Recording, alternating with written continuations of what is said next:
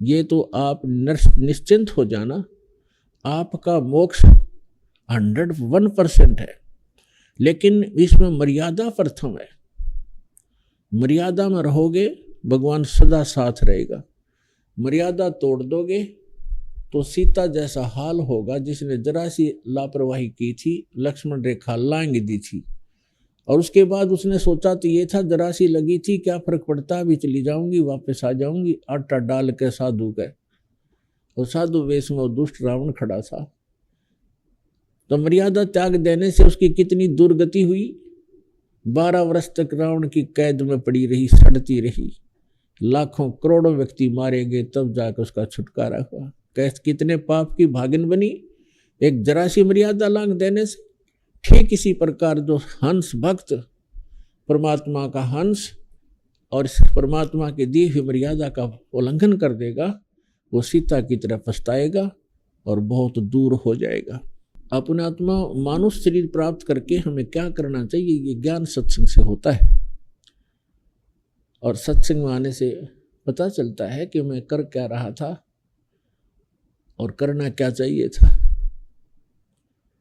हम सांसारिक व्यवहार में इतने रंगे जा चुके हैं, देखम देखा एक दूसरे को, और हमने उसी कार्य को अंतिम मान रखा है। बच्चे हो गए, उसको उनकी परवरिश कर दो, विवाह कर दो, उनको नौकरी रोजगार मिल जाए, भगवान बस ठीक हो गया, मर जाए बेशक।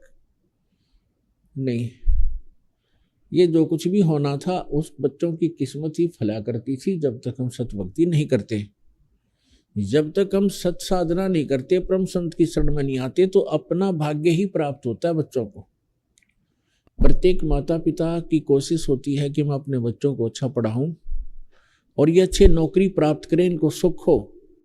लेकिन कितने प्रतिशत बच्चे सफल होते हैं और कितने प्रतिशत फिर वो सर्विस आदि प्राप्त कर पा रहे हैं, जो सभी एक ही उद्देश्य लेकर पढ़ रहे होते हैं। तो इससे सिद्ध है कि उनकी किस्मत ही आगे आड़े आती है जब तक भक्ति नहीं करते। और जिस समय हम सत्साधना शुरू कर देते हैं तो उस समय परमात्मा हमारे भाग्य के लेखों को बदलना शुरू कर देता है। वो समर्थ परमात्मा ही हमारे कर्म के अंक, कर्म के लेख चेंज कर सकता है। उसके अतिरिक्त कोई भी, ना ब्रह्मा जी, ना विष्णु जी, ना शिव जी, ना दुर्गा जी, ना गणेश जी, और न ही ब्रह्म और परब्रह्म हमारे भाग्य को चेंज नहीं कर सकता। जैसा जिसका संस्कार वैसा ही मिलेगा। ठीक है, जो पुण्य करते हैं पुण्य अलग जमा होते रहेंगे, पाप करते हैं उनके पाप अलग डिपॉजिट होते रहेंगे, और दोनों ही आपको भोगने पड़ेंगे। और जब हम परमेश्वर की शरण में आ जाते हैं, सतपुरुष कबीर परमेश्वर जी की शरण में परम संत के माध्यम से, तो फिर हमारे पाप कर्मों का वो नाश कर देता है। वो सक्षम है, वो समर्थ है, और हमारे पुण्य ही शेष रह जाते हैं। जैसे आजकल खेतों में, फसल में खरपतवार को नाश करने के लिए एक ऐसी औषधि तैयार हो गई है कि उसमें सिंचाई करते समय उसको पानी में डाल देते हैं, वो सारी फसल में और सब जगह घूम जाती है। वो फसल को नुकसान आनी नहीं करती और खरपतवार को फूंक देती है। इसी प्रकार अब वो औषधि जो परमात्मा ने आके डिक्लेयर की है, सार्वजनिक कर दी है, उस सत साधना से आपके पापों का नाश हो जाएगा, आपके पुण्य बचे रह जाएंगे। अब इस बात को सभी जानते हैं कि पुण्य से सुख होता है और पाप दुख का कारण होता है। जैसे किसी के पैर में कांटा लगा हो तो कांटे से पीड़ा है वो, और वो किसी व्यक्ति के पास जाता है, उसको कोई कहता है, जैसे अन्य संत, अन्य देवों के जो पुजारी हैं, वो ऐसा सिद्धांत रखते हैं, वो पहले तो जंतर मंत्र बताते हैं दुखी व्यक्ति को, ऐसे करिए ऐसे करिए। जब कुछ भी लाभ नहीं होता है तो कह देते हैं ये आपके प्रारब्ध के अंदर लिखा हुआ है, आपकी किस्मत में अंकित है, इस अंक को खत्म नहीं किया जा सकता, ये तो भोगने से ही पूरा होगा। और फिर ये भी कहते हैं भगवान की भक्ति कर, हरे कृष्ण हरे राम सीता राम राधे श्याम। और साथ में ये भी कहते हैं कि ये भक्ति करते रहो, भविष्य में दुख नहीं होगा। अपने आत्माओं जिसके पैर में कांटा लगा हो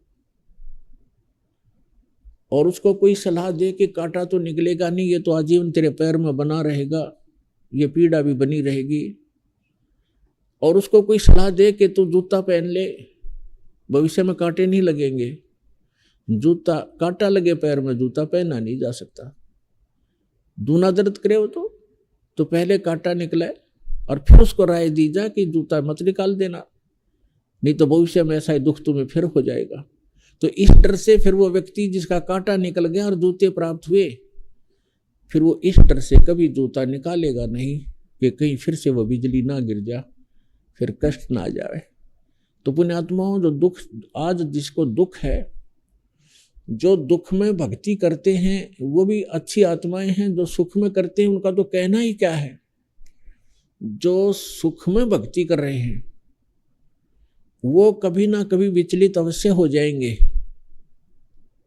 और जो दुखी होकर के भगवान के चरणों में आते हैं उनको मालूम है सुख की कीमत का, और फिर वो कभी जिंदगी में डिस्टर्ब नहीं होंगे, क्योंकि उनको पता है कि यदि मैंने भगवान की ये भक्ति त्याग दी, जूता निकाल दिया, तो वो कांटे मेरे सफर में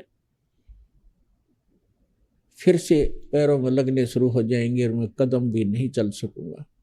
तो इसलिए कबीर साहब कहते हैं, सुख के माथे पत्थर पड़ो, नाम हृदय से जावे, बलिहारी उस दुख के जो पल पल नाम रटावे। परमात्मा हमें संकेत करते हैं कि भगवान से ये मांगा करो, हे भगवान इसे सुख का आग लगा जिससे आपकी भूल पड़े, ऐसा सुख ना देना दाता जो हम आपसे दूर हो जाएं, ऐसा कष्ट दिए रखना दाता तेरी याद बनी रहे। तो पुण्यात्माओं, इस जीवन में सफल होने के ये फार्मूले हैं, इनको कंठस्थ याद रखना, अपने जीवन में अप्लाई रखना। सुख बहुत खतरनाक है इस प्राणी के लिए। हम सतलोक में महासुखी थे और भगवान भूल गए, इस नकली के साथ लग गए। इसने क्या दिया हमारे को? यहाँ ये दिया, कुत्ता बनाया, कुतिया बनाई, गधे बनाए, गोबर खिलाया, किसी के कैंसर, किसी की टांग कट गई, किसी की आंखें फूटी पड़ी हैं, कोई सड़ रहा है, कोई तड़फ रहा है, कोई टेंशन से, कोई हानि से दुखी, कोई किसी कारण से। तो ये दिया इसने हमारे को, और हम अपने समर्थ को छोड़ दिया क्योंकि सुखी थी हम। तो ऐसा सुख इस पृथ्वी पर वैसे तो है नहीं, लेकिन हम झूठे सुख को ही सुख मान बैठते हैं, जिस कारण से हम परमात्मा से दूर हो जाते हैं, और फिर वो इतना महंगा पड़ता है हमारे लिए। फिर मैं कभी भी बात सेट नहीं हो पाती, बहुत समय लगता।